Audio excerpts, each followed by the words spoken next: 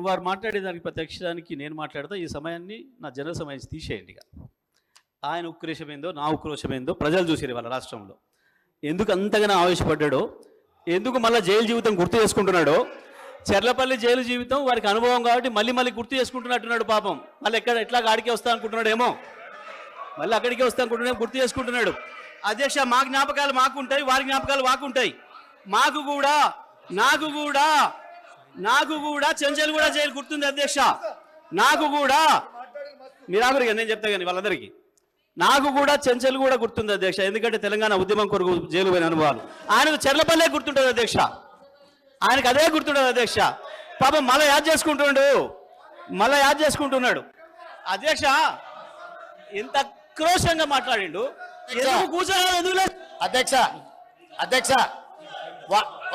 వారు గొప్పలు చెప్తారు. సూర్యాపేట రైస్ మిల్లులో దొంగతనం చేస్తే సూర్యాపేట మిల్లర్స్ పట్టుకొని సూర్యాపేట రైస్ మిల్లులో ఎవరిని చెట్టు కట్టేసిరో కూడా సూర్యాపేటలో చిన్న పిల్లగాన్ని నిక్కరేసుకున్న పిల్లగాన్ని అడిగినా చెప్తారు అధ్యక్ష. మిగతా వివరాలు మా వెంకటరెడ్డి గారికి ఒక 2 నిమిషాలు సమయం ఇస్తే వాళ్ళది ఎంత గొప్ప చరిత్రనో ఎప్పుడెప్పుడు ఏమేం చేసిరో తాతలు ముత్తాతల నుంచి మొత్తం లెక్క చెప్తాడు అధ్యక్ష.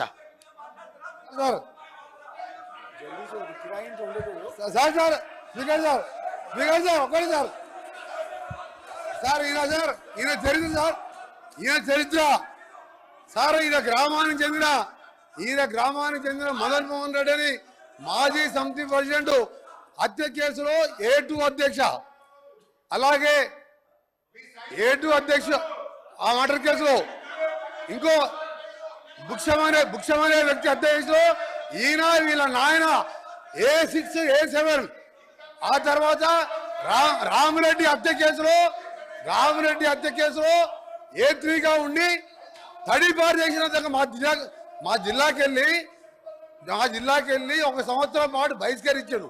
పోతూ ఈ మర్డర్ చేసి దోసపాటి గోపాల్ ఇదే అసెంబ్లీలో ఎక్స్ఎమ్మెల్యేగా ఉండే ఆ పెట్రోల్ బంకులో 1,80,000 రూపాయలు దొంగతనం చేస్తే ఆ కేసులో ముద్దాయి అధ్యక్ష.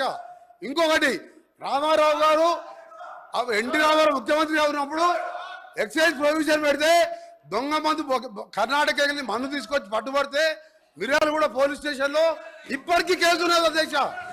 ఈయన కేసులు చెప్తే తప్ప ఈయన గురించి మాట్లాడితే మా గౌరవం పోతుంది అధ్యక్ష. అందుకనే జగదీష్ రెడ్డి గారు మీరు మీ చరిత్ర చెప్పాలంటే మీరు ఒక చరిత్ర కాదు, ఆయన అంటే ఉద్యమాలు చేసిన సార్ ఒక నిమిషం. మీరు ఎందుకే భయపడుతున్నా అని ఆయన చరిత్ర చెప్తే భయపడుతున్నారు. ఆయన చరిత్ర చెప్తే భయపడు సార్. ఆయన తెలంగాణ ఉద్యమం చేసిందంట. దొంగతనాలు, కిరాయి హత్యలు దొంగతనాలు తప్ప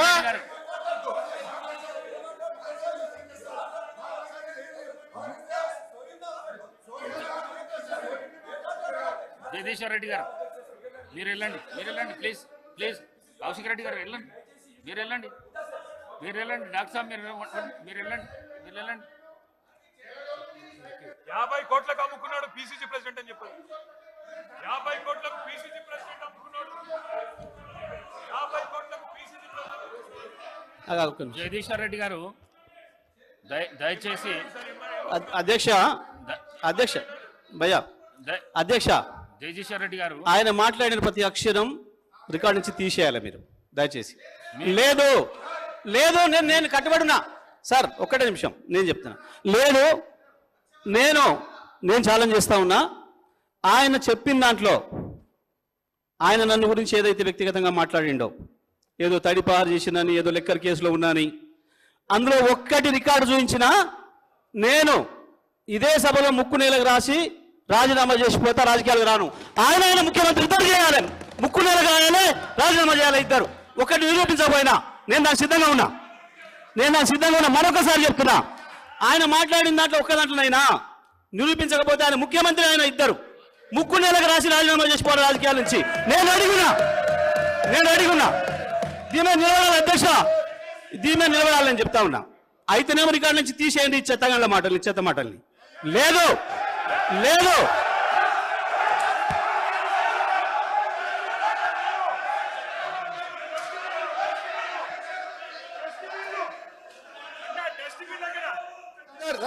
ఓకే సార్ ఒకరి ఆగండి.